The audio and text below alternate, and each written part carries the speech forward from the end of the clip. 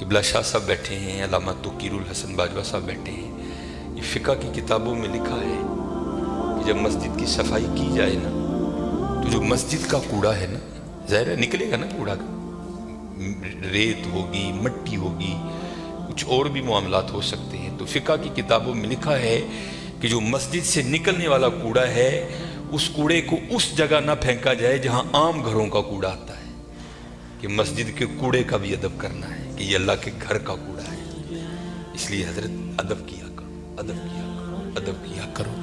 ادب پہلا کرینہ ہے محبت کے کرینوں میں، اس لیے جب کبھی اللہ جل شانہ کے گھر میں آنے کی توفیق ہو جائے نا تو اپنی آوازیں پست رکھا کرو، یہاں آواز بلند نہیں کرنی ہے، یہ بہت بڑے بادشاہ کا دربار ہے، تو وہ کیونکہ ملک ندیم تھا، یہ اللہ کا دربار ہے، اس نے تو یہاں ہی کہہ دینا تھا نا جو کہہ دینا تھا، کہا یہاں بھی جائے گا، لیکن آپ کو خبر نہیں ہوگی آپ کو کس انداز میں کہہ دیا جائے گا، کیونکہ بزرگوں سے ہم نے سنا ہے کہ وہ کسی کو لاٹھی لے کر مارنے نہیں آتا، لیکن کیا کرتا ہے بندے کو مت پٹھی ڈال دیتا ہے پھر، اس لیے ہمیشہ حضرت اس کا ادب کرنا ہے، اس کا احترام کرنا ہے۔ میں نے جب پڑھا نا کہ حضرت سیدنا عمر بن خطاب امیر المومنین رضی اللہ تعالیٰ عنہ آپ مسجد کی صفائی خود کیا کرتے تھے، آپ مسجد کی صفائی خود کیا کرتے تھے، اس لیے حضرت اس گھر سے پیار کرو، اس گھر کی خدمت کرو، اس گھر کو سجاؤ، اس گھر کو سنوارو۔ جس کسی نے بھی اس گھر کی خدمت کی نا تو حضرت پھر وہ خالی نہیں رہا کبھی بھی۔ یہاں حضرت دنیا کے دو ٹگے کے جو چودھری ہیں ان کی کرو تو کچھ نہ کچھ مل ہی جاتا ہے حضرت، وہ یہ تو حضرت بادشاہوں کے بادشاہ کا گھر ہے حضرت، تو اس کی کرے گا تو اسے نہیں ملے گا حضرت، اسے اتنا ملے گا کہ نسلوں سے بھی ختم نہیں ہوگا۔ لیکن دکھ کی بات یہ ہے کہ حضرت آج چودھریوں کے درباروں کا بھی تقدس قائم ہے، آج چودھریوں کی مجلسوں کی بھی رونقیں قائم ہیں، لیکن دکھ کی بات حضرت ہم نے پتہ نہیں اس گھر کو کیا سمجھ لیا۔ نہیں حضرت وَأَنَّ الْمَسَاجِدَ لِلَّهِ، یہ اللہ کا گھر، یہ ایسا گھر ہے حضرت اگر آپ آ کر خالی بیٹھ ہی جائیں نا، کچھ بھی نہ کریں، صرف آ کر آپ بیٹھ بھی جائیں گے تو جتنی دیر بیٹھے رہیں گے آپ کے نامہ اعمال میں نیکیاں لکھی جائیں گی، یہ ایسا سونا گھر ہے۔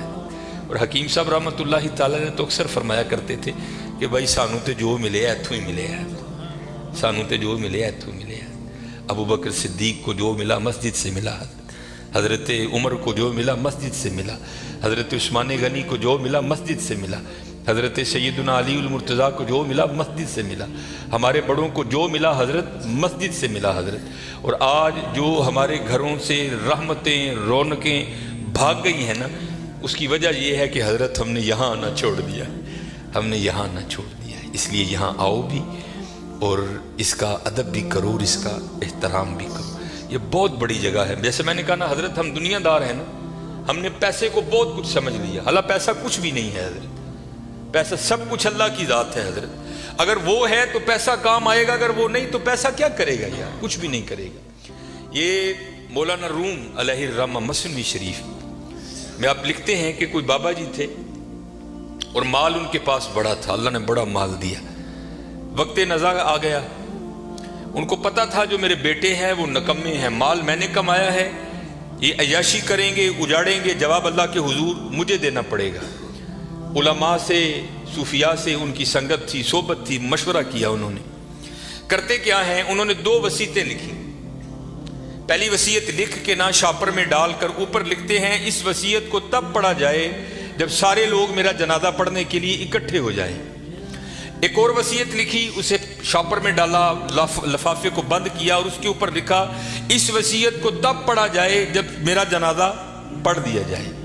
اب چودھری تھا، میں تو اکثر احباب سے پوچھتا ہوں پتہ نہیں حضرت ہم نے تو کہیں نہیں پڑھا، شاید آپ نے پڑھا ہو تو ہمیں بھی بتائیے گا، کہاں لکھا ہے کہ امیر کے جنازے میں زیادہ ثواب ہے، غریب کے نہیں ہوتا، غریب کے جنازے میں آتا ہی کوئی نہیں حضرت، پاس سے بھی گزرے گا اپنی دکان پر بیٹھے رہیں گے، غریب کے جنازے پہ کوئی بھی نہیں جائے گا حضرت۔ اور اگر جنازہ ہو کسی امیر آدمی کا، ہمیں اطلاع کسی بھی راہ صلاح سے مل جائے ہم ضرور پہنچیں گے حضرت۔ اور یہ میں نے اب دیکھا ہے حضرت، پہلے جنازے پہ کون ملا کرتا تھا کسی سے، اب جناب جنازے پہ بھی لوگ ایسے ملتے ہیں جیسے شادیوں پر ملا جاتا تھا، اور اس کا مقصد کیا ہوتا ہے، پاجی دھیان رکھیو میں بھی آیا جی تے جے کل کو میرا مر گیا تو تسی بھی آنا جی، عجیب رنگ لگ گیا یار. آدھا آدھا گھنٹہ پونا پونا گھنٹہ لوگ حضرت بڑے وہاں کھڑے ہو کر ایک دوسرے کو ملتے رہتے ہیں.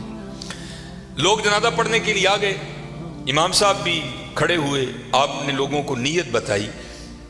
تو جو بابے کا بڑا بیٹا تھا نا وہ کہتا ہے مولوی صاحب ابا جی اور نے 2 وصیتاں کیتیاں نے. پہلی وصیت پر انہوں نے لکھا ہے اس وصیت کو تب کھول کے پڑھا جائے جب سارے لوگ میرا جنازہ پڑھنے کے لیے آ جائیں. اب سارے لوگ آ گئے ہیں, قطاریں بن گئی ہیں, صفیں بن گئی ہیں, تو آپ یہ وصیت پڑھیں. یہ مولانا روم لکھ رہے ہیں, سن 700 ہجری میں مثنوی شریف آپ نے تصنیف کی. اس میں لکھتے ہیں کہ جب وہ وصیت کو پڑھا نا علامہ صاحب نے, تو بابا جی لکھتے کیا ہیں, جو لوگ بھی میرا جنازہ پڑھنے کے لیے آ جائیں اور آ کر بھی نہ پڑھیں, میرے سارے پیسے ان میں بانٹ دیے جائیں.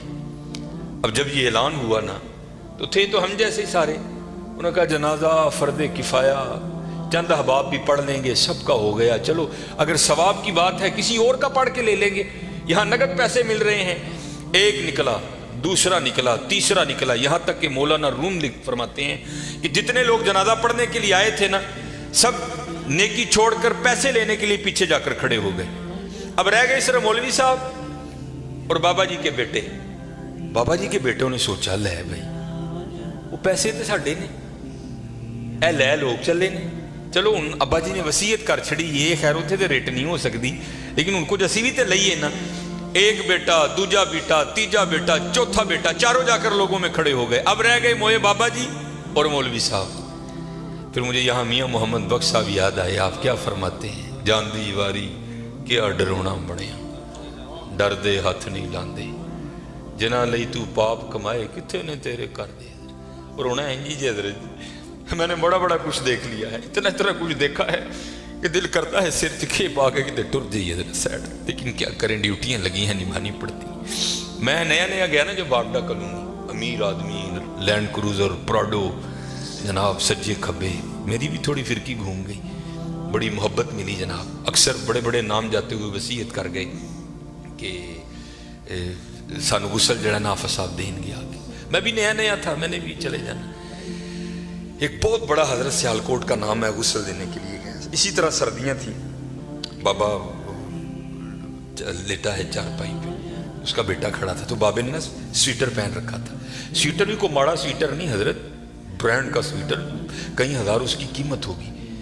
تو میں نے بڑے بیٹے کو کہا, میں نے کہا گل بات سنو, جو تیرے ہاتھ میں یہ جو ایپل کا موبائل ہے نا جس کی قیمت اس وقت بھی 1.5 لاکھ سے اوپر ہے, یہ بابے کی کمائی کا ہے. یہ تو نے ہاتھ پہ راڈو باندھ رکھی ہے نا, یہ بابے کی کمائی کی ہے. جو تیرے پاس لینڈ کروزر ہے نا, یہ بابے کی کمائی کی ہے. اور یہ وہ بابا ہے کہ جس کو ولی ہونے کی تیرے لحاظ سے سند اللہ اور اللہ کے رسول نے دی ہے. یہ جیسا بھی ہے تیرے لیے ولی ہے.